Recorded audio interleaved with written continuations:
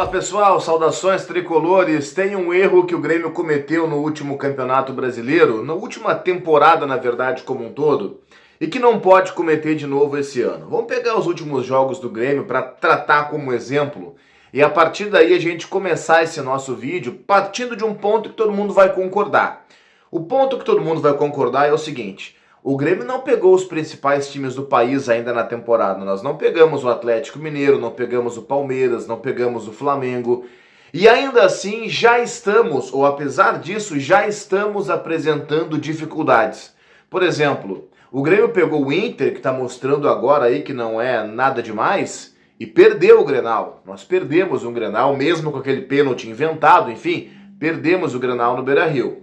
Nós tivemos dificuldade na final do Campeonato Gaúcho contra um Juventude que sabemos todos nós, o próprio torcedor do Juventude sabe, a briga deles é contra rebaixamento no Campeonato Brasileiro, não tem nenhuma dúvida em relação a isso. E eu até acho que a tendência é eles não conseguirem escapar do rebaixamento, mas esse é outro papo. O Grêmio teve dificuldade contra esse time, saiu perdendo na arena e precisamos, olha, de muito esforço para virar o jogo.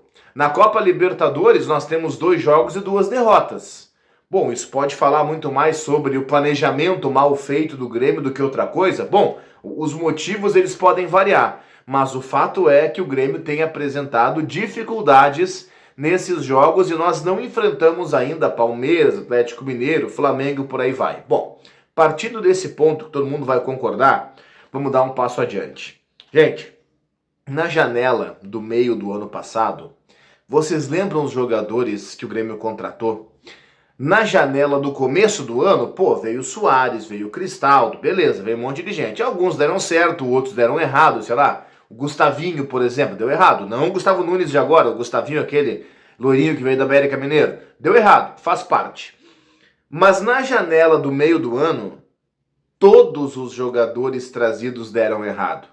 Na janela do meio do ano, o Grêmio trouxe o João Pedro Galvão, que eu até achei que fosse dar certo, mas não deu. O Grêmio trouxe o Bessosi, que ninguém sabia quem era, e agora entendemos por que ninguém sabia, porque não serve. O Grêmio trouxe o Iturbe, que ninguém nem lembra que passou pelo Grêmio. O Grêmio trouxe o Luan, muito mais num ato de caridade do que outra coisa, e clube de futebol não é entidade beneficente. O Grêmio trouxe o Rodrigo Eli, que acabou não se confirmando um grande zagueiro para o Grêmio, infelizmente. Então o Grêmio errou muito. Para não dizer que errou muito, o Grêmio errou em todos os seus tiros, em todas as suas tentativas na janela do meio do ano passado.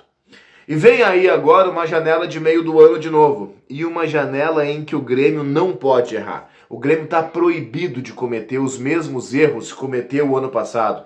Porque uma janela de transferências, ao contrário da Europa, onde a janela forte é no meio do ano e a de janeiro tu faz ali correções, no Brasil, como o nosso calendário é ao contrário, a janela de janeiro é a janela que tu faz grandes investimentos, que tu faz mais apostas, tu tem um ano inteiro pela frente, e a janela do meio do ano, ela precisa ser usada para correções. E quando eu falo correções, eu não estou falando de pegar na janela de julho e trazer um lateral esquerdo reserva, o volante que vai ser o meu segundo reserva, o meia que vai ser o meu reserva do reserva. Essas contratações, essas apostas, você faz no começo do ano. Dá uma pré-temporada para os caras, dá período de adaptação, um período de treino, começa com o estadual, uma competição mais leve, depois vão entrando competições mais fortes. No meio do ano, tu tem que buscar o cara que é o casca grossa. No meio do ano, quando tu não vai fazer 7, 8 contratações, tu vai te resumir ali a fazer 2 ou 3, tem que fazer 2 ou 3 contratações certeiras. Meio do ano, gente, não é lugar para aposta. Então, por exemplo, zagueiro. Se vai trazer um zagueiro agora, tem que trazer um zagueiro para ser titular.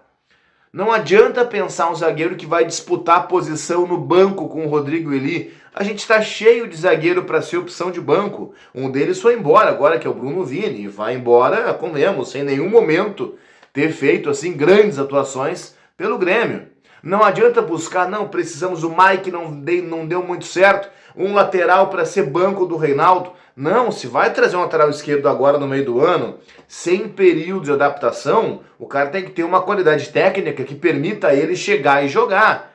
Tem que ser um cara para ser titular. Se vai trazer o goleiro, que é o que muitos defendem, aliás, até voltou hoje o papo do Grêmio tentar o Marcelo Groi, eu acho o Groi um goleiraço indiscutível, poxa, aí é um nome que chega e joga, sem sombra de dúvidas, entendeu? Então, gente, esse é o erro que o Grêmio cometeu demais o ano passado e não pode cometer esse ano. O Grêmio errou muito na janela do meio do ano passado. Talvez, se tivesse reforçado o time de fato, do verbo reforçar mesmo, reforçar, acrescentar qualidade, nós poderíamos até termos terminado como campeões brasileiros. Mas não foi o que aconteceu. A gente trouxe Luan, Iturbe, entre outros, não acrescentamos qualidade e essa qualidade fez falta no final do Brasileirão. Esse ano, o Grêmio está proibido de cometer esse erro. Reforços na janela de julho tem que ser reforços que chegam, fardam e jogam. Sem discussão. É isso que eu espero. Deixem o like no vídeo, pessoal. Não se esqueçam, não pedi no comecinho, peço agora no final. Deixem o like no vídeo, se inscrevam nesse canal e comentem aqui embaixo.